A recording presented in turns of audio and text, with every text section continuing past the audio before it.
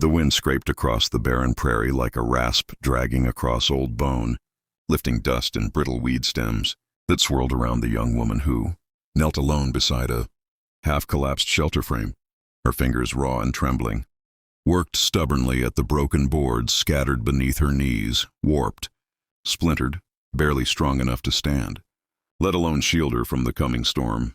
But she kept building, because she had no choice. She had arrived the night before, limping beside an exhausted mule, her wagon wheel shattered miles back.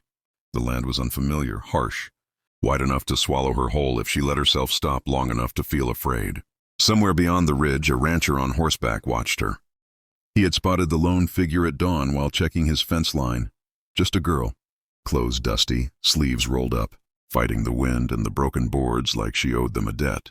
He didn't ride down right away. Something in her determination held him still, as if he were witnessing a moment carved from some silent scripture of grit. She worked without pause, muscles straining, pushing a board upright only for it to fall again. She closed her eyes, whispering to herself as though her voice could hold everything together. Just stay up. Just this once. The board fell. She pressed her forehead into her hands, shoulders shaking, not with crying, but with anger at a world that had tested her one time too many. The rancher narrowed his gaze. He'd seen travelers pass through. He'd helped a few, ignored others, but he had never seen a woman fight the land like she meant to conquer it. She didn't have the look of someone lost. She had the look of someone trying to rebuild her life plank by plank. The sun rose higher, burning gold across the sky, and she forced herself up again. She lifted another board, nailed it crookedly, then stepped back, breath ragged, hair whipping around her face. The rancher shifted in his saddle. The storm clouds, gathering on the horizon, told him the truth if she stayed out. There with that patchwork shelter, she wouldn't last the night.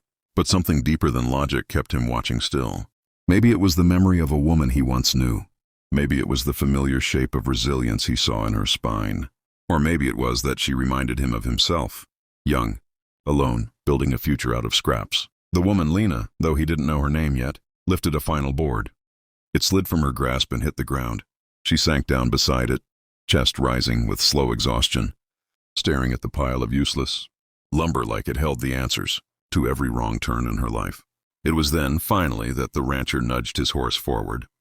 The hooves broke the silence as he approached down the slope. She looked up sharply at the sound, standing as if to defend the broken shelter she'd managed to build. He stopped a respectful distance away, removing his hat, letting the sunset frame his silhouette. Their eyes. For several seconds, neither spoke. The prairie wind filled the silence for them. Then he said, voice steady and low, "Storm's coming. That shelter won't hold." She tightened her jaw. "It's all I have." The rancher glanced at the boards again, then back at her determined eyes. "Then you deserve better lumber." She blinked, startled, not understanding. Without another word, he turned his horse and rode back toward his ranch, leaving her standing in the fading light. She watched him vanish into the dust, wondering why he'd appeared only to leave. But an hour later, as the first rumble of thunder echoed across the plains, she heard him again, this time not with empty hands, but with a wagon full of strong, clean, perfectly cut lumber, rolling toward her like a promise she never asked for but desperately needed. The wagon creaked as the rancher pulled to a stop beside her, the sky already bruising with the storm's advance.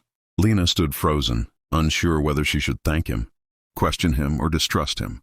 He hopped down, dust rising at his boots, and lifted the first stack of lumber with ease, as though he had done this for a lifetime. "You don't have to help me," she said, hugging her elbows as the wind grew colder. "Maybe not," he replied, setting the boards neatly beside the broken shelter, "but I'm doing it. Anyway." He didn't ask where she came from or what trouble chased her. Across the plains. He didn't pry or judge or assume. He simply began building, measuring the posts, replacing unstable planks, nailing down fresh beams with the precision of a man who knew the value of shelter. And slowly, as the storm crawled closer, Lena found herself working beside him. They labored in silence at first, passing tools, bracing beams, their breaths mixing with the thickening air. The shelter began to rise, steady and strong, the walls forming under the rhythm of two people moving with the same purpose.